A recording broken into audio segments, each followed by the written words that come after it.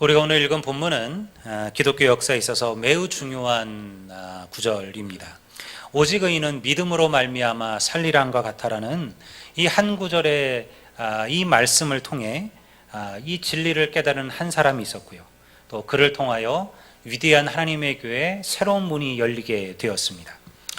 오늘은 우리가 종교개혁 500주년을 기념하는 예배입니다. 사실은 근데 막상 오늘 그리스도인들은 잘 몰라요. 우리 기독교, 조금 더 정확히 말하면 신교라고 그러기도 하고 개신교라고 하기도 하고 프로테스탄트라고 부르기도 하고요. 우리가 어떻게 해서 이 프로테스탄트가 생겨났는지를 모르는 일들이 많습니다. 그래서 오늘은 우리가 다음 주가 새생명전도 축제이긴 하지만 그러나 오늘 이 말씀을 나누지 않을 수가 없어서 잠깐 이 말씀을 나누고자 하겠습니다. 16세기 중세에 암흑과 닫혀진 장막 속에 세대를 밝히는 한 사람의 종교개혁자가 나타났습니다. 그는 진리의 검을 빼들고 불의와 악에 맞서 당당하게 싸웠습니다.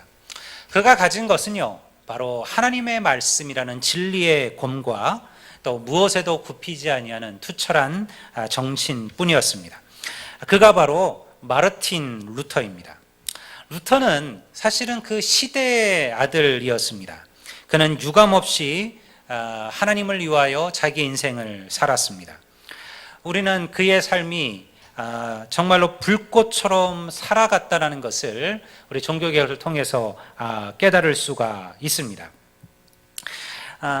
그가 이 중세에 고루하고 또 형식적이고 석고화돼 버린 그 종교에 새로운 활기를 불어넣었던 그 역사적인 날이 바로 1517년, 지금부터 500년 전 10월 31일 바로 오늘이 되겠습니다. 그래서 우리가 10월의 마지막 주를 보통 우리 교회는 종교개혁 주일로 지키고 있습니다. 그날 마르틴 루터는 로마 교황청의 면죄부 판매에 대한 95개조의 방만문을 그의 교회 문에 붙임으로써 위대한 종교개혁의 첫 발을 내딛게 되죠.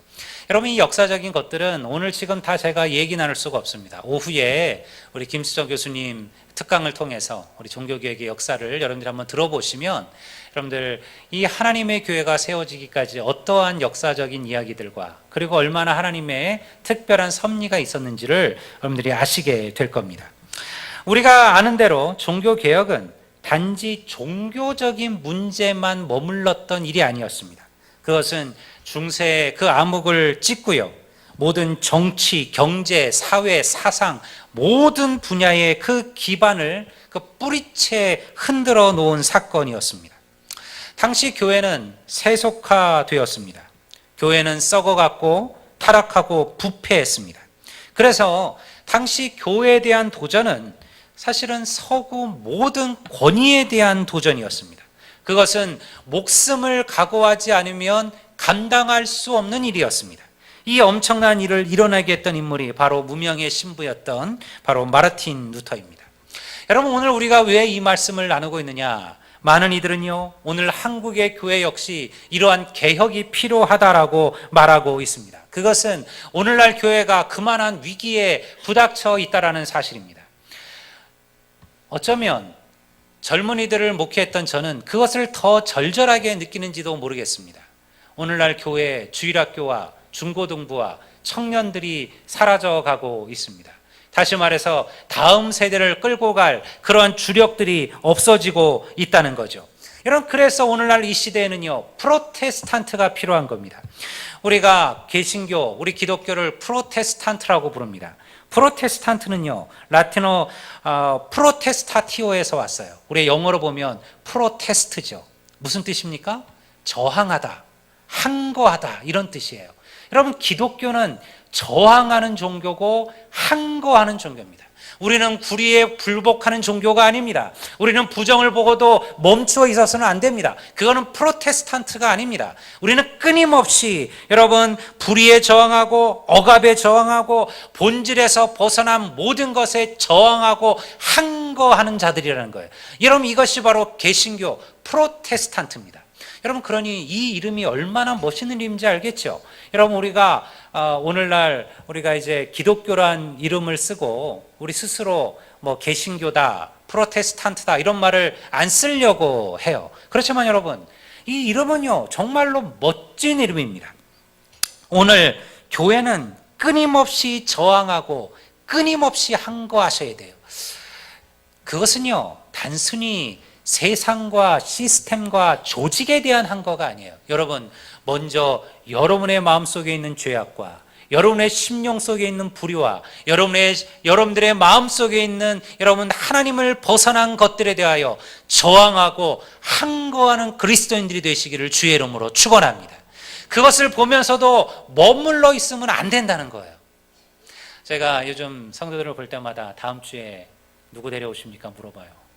그러면 그냥 쓱 미소로 웃고 마는 분들이 많이 계셔요. 여러분 그러시면 안 됩니다. 여러분 이것도 여러분들 항거하고 저항하시는 거예요. 우리는요 믿음은 항상 그 자리에 머물러 있어야 합니다. 그것이 우리의 인생의 본성이에요. 우리는요 새로운 것들 좋아하지 않습니다. 변화를 별로 그렇게 원하지 않습니다. 그냥 지금으로 만족하며 살려고 하는 게 죄악의 본성이고 인생의 본성이에요. 그러나 하나님의 교회는요 머물러 있으면 안 돼요. 여러분 기독교는요 끊임없이 개혁되어야 됩니다. 여러분 그것이 바로 개혁주의의 모토예요. 교회는 끊임없이 변화되고 교회는 끊임없이 개혁되어져야 된다는 거예요. 변화와 개혁이 없이는요 교회는 죽어가기 때문에 그렇습니다. 여러분 오늘 우리가 그러면 어떻게 무엇을 해야 하며 무엇을 위해 노력해야 되느냐, 우리가 읽은 본문 말씀에 그 답이 나와져 있습니다. 뭐라고 얘기하고 있습니까? 내가 복음을 부끄러워하지 아니하노니 이 복음은 모든 믿는 자에게 구원을 주시는 하나님의 능력이 됨이라.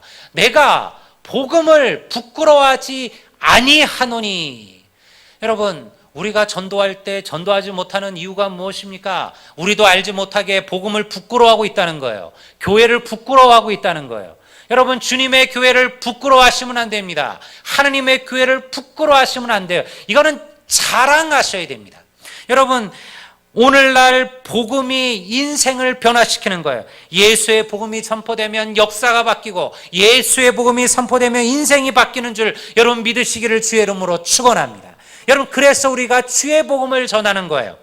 이 복음의 말씀이요 500년 전 마르틴 루터를 일으켜 세웠어요. 그리고 위대한 종교개혁의 기치를 들게 했어요.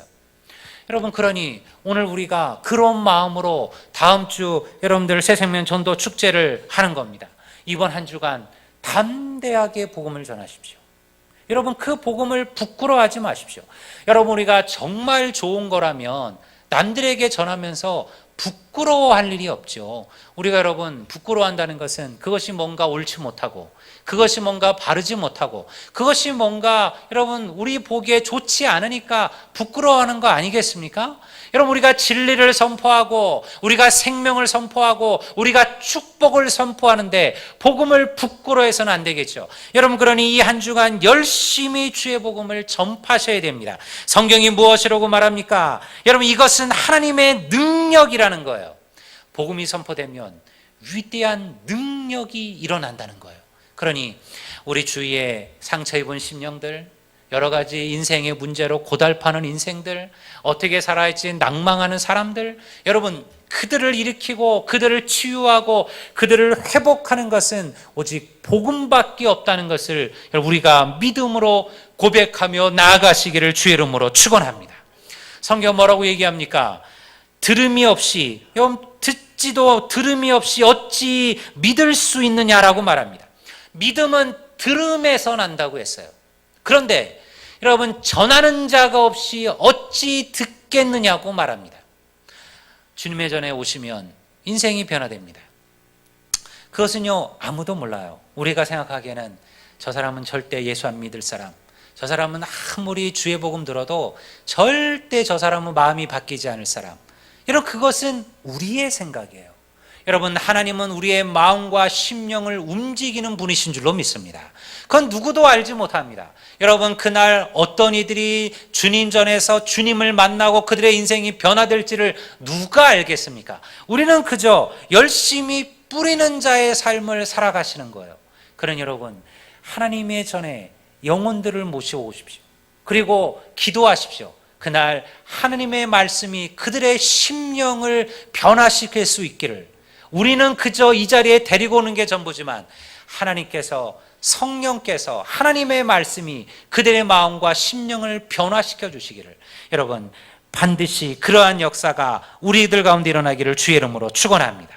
그렇다면 오늘 저는 이제 이 종교계에 대한 이야기들은 우리 오늘 오후의 특강을 통해서 여러분들이 아마 깊이 여러분들 들으시게 될 겁니다.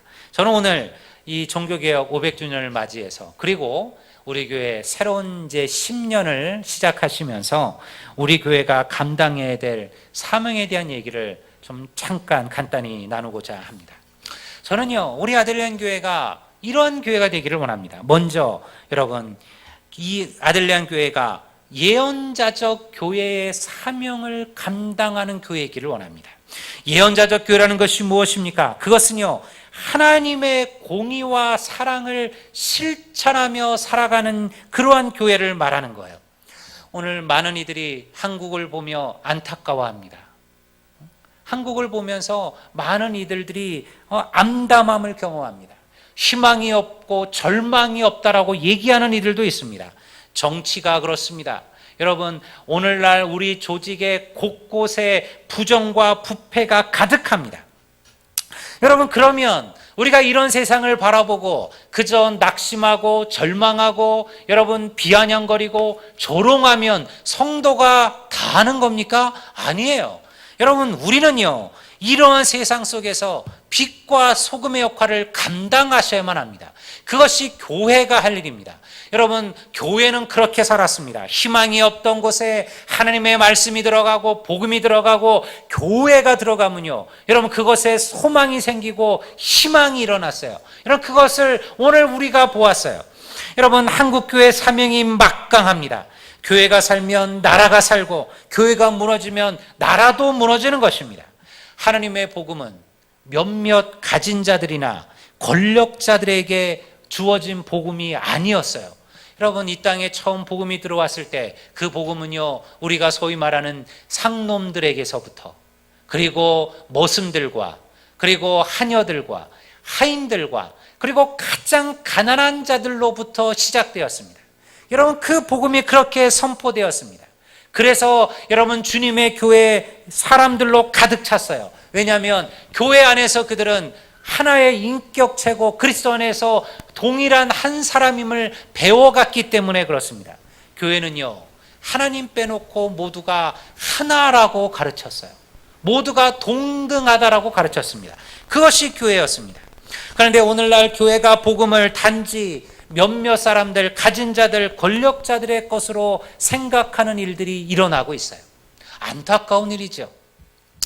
물론 교회는 각자의 사명들이 있습니다.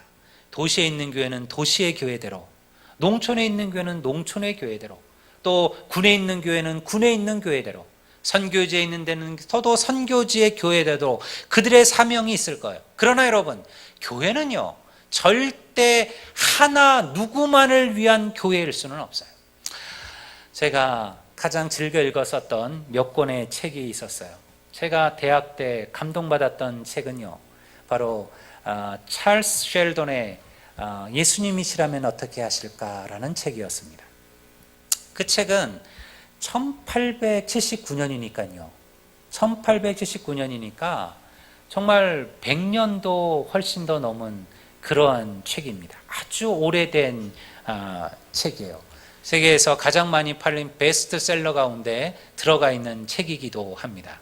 세계에서 가장 많이 팔리고 가장 많은 사람들이 읽었다는데, 혹시 우리 성도들 가운데 읽어보신 분 한번 손 들어보세요.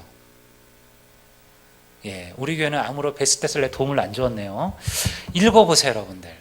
이 책은요, 아주 단순한 책이에요. 이 책은요, 이런 질문으로 시작합니다.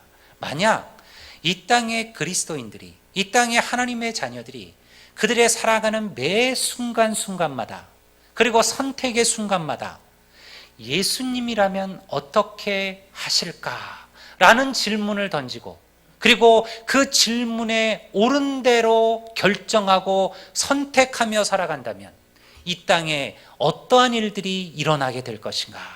여러분, 이것이 이 책이 하고자 하는 얘기예요. 여러분 거기에는요, 레이몬드 시의 아주 부유하고 그리고 아주 세련된 의사들, 판사들, 여러분 아주 부자들, 이런 이들로 모여 있는 아주 그 큰 아주 중견의 교회를 목회하는 맥스웰이라는 목사님으로부터 이 이야기가 시작됩니다.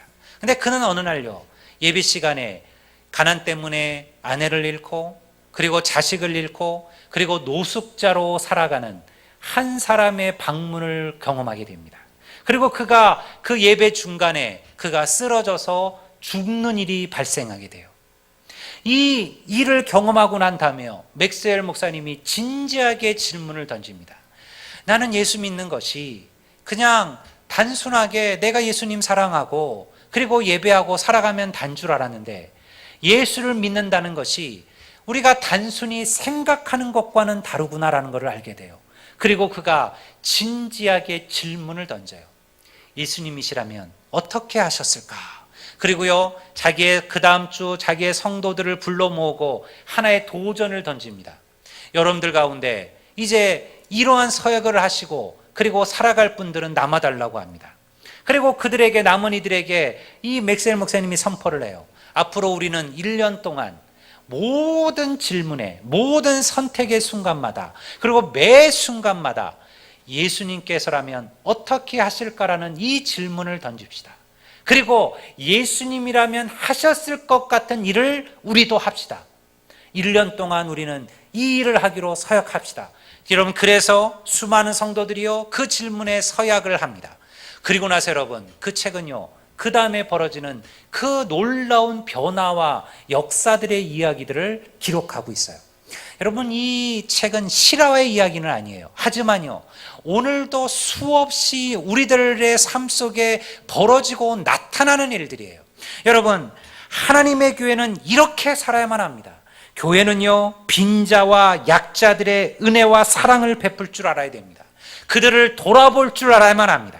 그들의 관심과 자비를 베푸셔야 됩니다. 미가서 6장 8절에서 선지자 미가가 뭐라고 말씀했습니까? 사람아, 주께서 선한 것이 무엇임을 내게 보이셨나니 여호와께서 내게 구하시는 것은 오직 공의를 행하며 인자를 사랑하며 겸손히 내 하나님과 함께 행하는 것이 아니냐.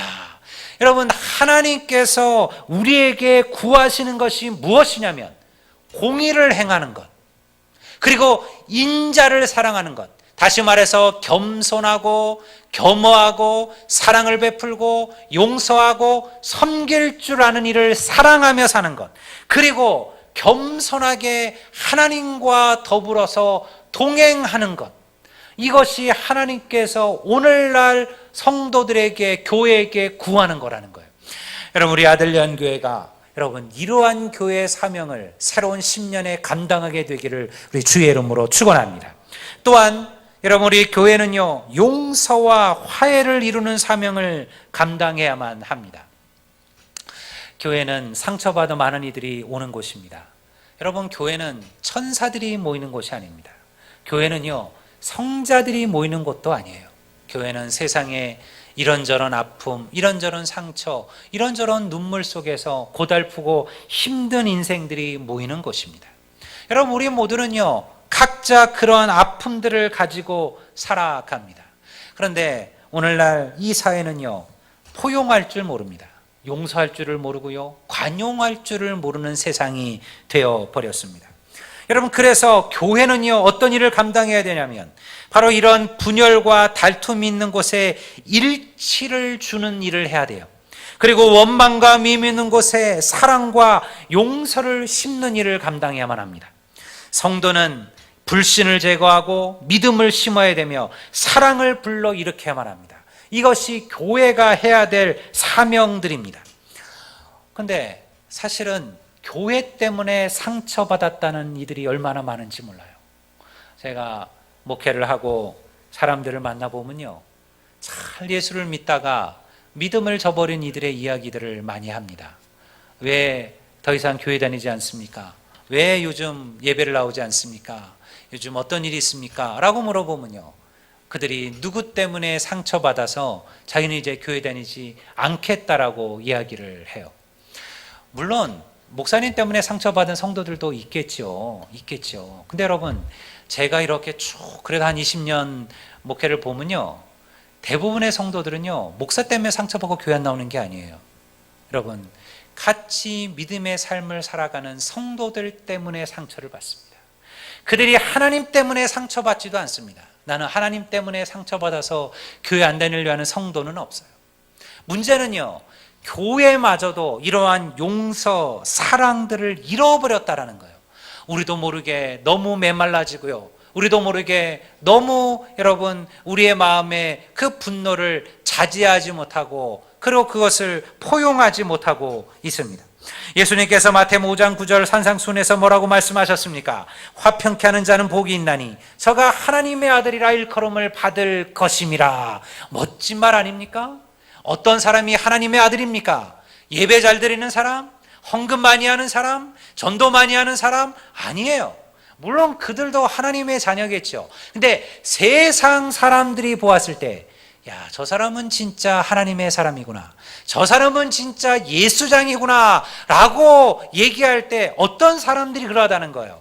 화평케 하는 자들, 가는 곳마다 사랑을 얘기하고, 가는 곳마다 평안을 얘기하고, 가는 곳마다 여러분 그 마음의 상처와 아픔과 그 눈물들을 닦아주는 사람들, 그런 자들을 세상은 하나님의 아들이라고 부른다라는 거예요.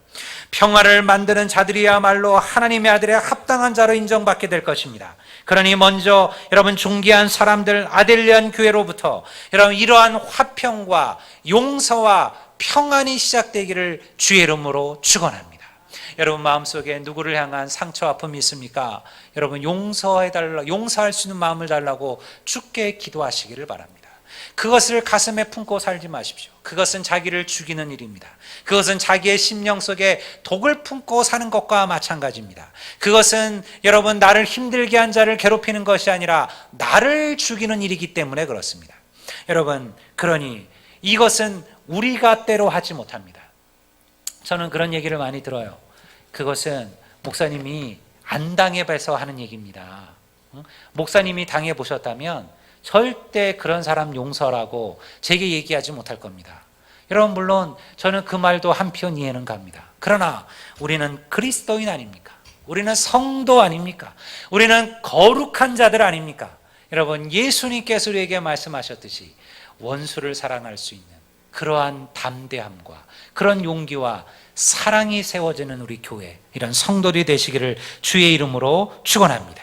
마지막으로 여러분, 우리 교회는요, 선교하는 사명을 감당하는 교회가 되어야만 합니다. 하나님께서는 우리에게 놀라운 선교의 비전들을 허락해 주셨습니다. 10년 전에 이 교회가 세워질 때 여러분 마찬가지 아니었겠습니까? 여러분, 세상의 수많은 교회들 숫자 하나 더 붙이기 위하여 이 아들리안 교회가 세워진 것이 아닙니다. 하나님께서 이 교회를 통해서 하시고자 하는 선교의 비전들을 가지고 이 교회를 세우셨습니다. 그리고 10년 동안 나름대로 교회는 이 선교의 사명을 감당해 왔습니다. 하지만 부족합니다. 여러분, 교회는 본질적으로 선교하는 교회입니다. 선교를 잃어버리면 어떻게 되는지 알아요? 선교하지 않는 교회는요, 다투고 싸웁니다. 제가 보니까 그래요. 여러분, 교회가 가진 에너지, 교회가 가진 열정, 교회가 가진 물질, 여러분 이런 것들이 정말로 주를 위하여 하나님을 위하여 제대로 쓰여지지 않으면요, 그것 때문에 교회가 상처 있고 그것 때문에 교회가 분열돼요. 교회가 선교의 삶을 감당하고 전도의 삶을 감당하지 않으면 그 에너지 가지고 서로 물고 뜯는 일에 싸운다라는 거예요. 그래서 교회가 나누어지고 갈라지는 거예요. 여러분, 교회가 가난해서 무너지는 교회를 보았습니까? 여러분, 교회는 물질이 많아져서 무너져요. 가난한 교회가 여러분들 불평하고 원망하는 일은 없어요. 많이 가진 교회가 불평하고 원망하고 싸웁니다. 여러분, 복음의 초대교회는요, 매일같이 피 흘리고 순교하고 가난하고 여러분들 가진 것 없었지만요, 그러나 교회는요 당당하고 건강했어요. 교회가 많은 것을 갖고 많은 물질을 갖게 되면서부터 오히려 교회는 무너지기 시작했어요. 왜냐하면 그 물질을 바로 쓰지 못했기 때문에 그래요. 그 물질을 가지고 복음을 전하고 영혼을 구원하고 선교사를 지원하고, 그리고 여러분들 정말 어렵고 힘든 날 돕는 일에 제대로 쓰여지지 아니하고, 여러분 교회가 그 물질을 가지고 그저 교회에 부르는 일에 힘쓰면요, 그 교회는 무너지게 마련입니다. 그것이 500년 전 중세의 교회였어요. 그들이 그렇게 무너진 거예요. 교회가 여러분 수많은 땅을 간직했습니다. 황제들마다, 여러분 왕들마다 교회에다가 엄청난 땅과 그리고 부와 권력을 부어주었어요. 여러분 그것이 교회를 타락하게 만들었어요. 교회로 하여금 진정한 복음을 잃어버리게 만든 거죠. 여러분 오늘 우리 아들리안 교회는 하나님께서 이 사명으로 세우셨습니다. 사도행전 2장 8절에 뭐라고 기록하고 있습니까? 오직 성령이 너희에게 임하시면 너희가 권능을 받고 예루살렘과 온 유대와 사마리아와 땅끝까지 이르러 내 증인이 될 것이다. 여러분 이 사명을 가지고 나아가는 우리 아들리안 교회 새로운 10년이 되기를 주의 이름으로 축원합니다. 이것을 가능케 하는 게 복음이에요. 그 복음의 능력을 덧입는 것이 우리의 믿음이에요. 500년 전 마르틴 루터와 존 칼빈은 이 복음의 능력을 붙들고 위대한 종교 개혁의 그 걸음들을 내딛었습니다. 여러분 나중에 한번 저녁 특강을 통해서 들어보시면, 여러분 그 마르틴 루터와 존 칼빈의 그 깔뱅이의 그 몸부림이 얼마나 미약했던가. 세계를 지배하고 사상과 경제와 정치를 지배하던 시대 속에서 왕들보다도 더 강력한 힘을 갖고 있었던 교황과 그리고 주교들과, 여러분 그러한 교회 그 속에서 여러분 그들을 반대하고 새로운 복음의 기치를 드는 것이 얼마나 사실은 무섭고 위험한 일이었는가를 우리가 알게 될 거예요. 그러나 여러분 그가 혼자가 아니었어요. 하나님께서 그와 함께 하시고 하나님의 복음의 능력이 그들과 함께 했어요. 여러분 그랬더니요, 그 한 사람이 세상을 바꾸고 그 한 사람이 교회를 바꾸었어요. 여러분 오늘 여러분들은 이 설교를 듣는 것이 하나님의 은혜인 줄로 믿으시기를 주의 이름으로 축원합니다. 여러분들이 다 알아들을 수 있는 은혜로 설교를 듣잖아요. 여러분 중세 한때는요, 신부들이 이 앞에 서서 아무도 알아들을 수 없는 라틴어로 여러분들 예배를 인도하고 설교를 했습니다. 여러분들에게 성경은 주어지지 않았습니다. 그것은 금서였어요. 왜냐하면 일반 성도들이 여러분들 성경을 알게 되면 오히려 사실은 주교나 교황의 권력이 떨어진다라고 생각을 했어요. 그래서 성경은 일반 사람들에겐 주어지지도 못했습니다. 물론 책 자체가 워낙 비쌌던 시절이기도 했지만요. 여러분 그들은요 하나님 앞에 스스로 나아갈 수도 없었습니다. 그들은 사제를 통하여서만 그들의 죄를 회개하고, 그리고 그 사제의 회개의 용서를 받고 그 마음의 위로를 받았습니다. 여러분 오늘 우리는 어떻습니까? 오늘 우리는 하나님의 말씀을 내가 알아들을 수 있는 말씀으로 듣습니다. 누구든지 주의 말씀을 들을 수 있고 배울 수 있고 읽을 수 있는 자유와 은총을 경험했습니다. 이제 우리는 누구를 통하지 않고도요, 목사를 통하지 않고서도요, 여러분 하나님 앞에 직고하고 하나님 앞에 부르짖고 하나님의 은혜를 구할 수 있는 자리에 서 있습니다. 여러분 이것은요 놀라운 하나님의 은혜입니다. 이것은요 세상 그 어떠한 종교도 따라올 수 없는 기독교에 주신 하나님의 축복이에요. 그러니 여러분 이 믿음의 길을 든든히 붙드십시오. 우리 다음 주에 있을 교회 설립 10주년 예배를 통해서 여러분 우리가 새로운 마음의 결단들을 하시고, 그리고 여러분 나를 통하여 한 영혼이 구원받는 놀라운 역사가 무엇인지를 알아가시고, 그리고 오늘 우리 이 아들리안 교회를 위해서 여러분들 기도하시기를 바랍니다. 여러분 성도들의 심령은 하나님이 주신 열망으로 가득 찰 것입니다. 교회는 지역 속에서 빛과 소금처럼 하나님의 사명을 감당할 것입니다. 이 교회를 통해서 여러분 선교사들과 그리고 복음 전하는 자들이 여러분 이 교회를 통해서 전 세계에 뻗어나가는 역사가 다음 새로운 10년 가운데 일어나게 될 줄로 믿습니다. 여러분 이번 한 주간 여러분 이 소망을 품으시고 영혼 구원의 열망을 품으시고 주님 앞에 믿음으로 나아가시고 기도하시고, 다음 주 여러분 그 복음을 붙들고 여러분과 함께 이 자리에서 예배하는 놀라운 은혜가 있기를, 하나님의 역사가 나타나게 되시기를 우리 주의 이름으로 축원합니다. 우리 다 같이 자리에서 일어나시겠습니다. 우리